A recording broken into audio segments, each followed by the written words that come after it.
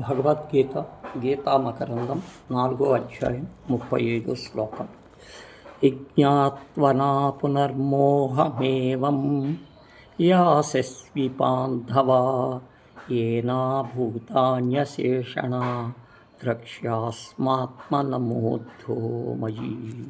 ఓ Arjuna, తెలుసుకొన్న so మరల ఇట్టి మొహముల నిండిపోకులు మరియు దేనిచే సమస్త ప్రాణులను నీ యందును నా యందును చూడగలవు.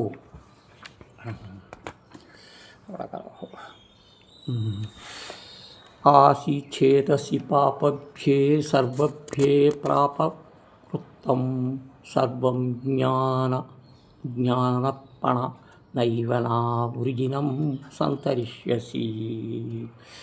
పాపాత్ములందరికంటే నీవు మిగులు పాపం చేసిన వాడివై ఇతడికి ఆ సమస్త పాపములను జ్ఞాన తెప్పచేతనే లెస్సగా దాటివేయగలవు.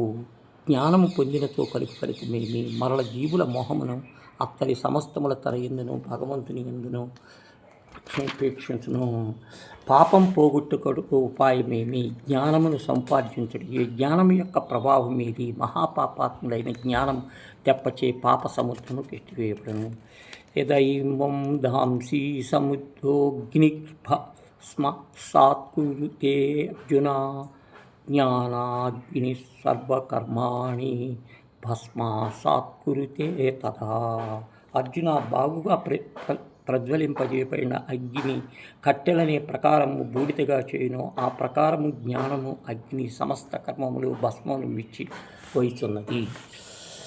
కర్మముల యొక్క ఎట్లుగను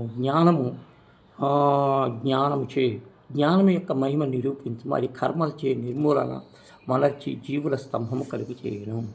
సహి జ్ఞాన సదృశ్యం సవిత్రమిమా విద్యతే తత్సత్యం యోగ సంసిద్ధ కాయేనాత్మవినర్తితి. ప్రపంచమును జ్ఞానముతో సమానముగా పవిత్రమైన ఏది యందు లేదు. అట్టి జ్ఞానమును కర్మయోగ సిద్ధి పొందినవాడు కాలక్రమం తన యందే స్వయముగా పొందుతున్నాడు. ప్రపంచములన్నింటిలో పవిత్రమైనది ఏది? ఆత్మజ్ఞానం. ఎట్లు ఎతట ఎప్పుడు జీవునకు లభించును? కర్మసిద్ధి చే. తర్వాత శ్రద్ధావాన్ లభతే జ్ఞానం తత్పరం సంతేజ్య జ్ఞానం లబ్ధా పరం శాస్త్రతో మచిరేణ దిగ్భవితే. గురుశాస్త్రములు శ్రద్ధ కలవాడును తదేక దృష్టి కూడిన వాడును ఇంద్రియ లసములు జయించిన వాడును మనుషుడు జ్ఞానమును పొందుతున్నాడు.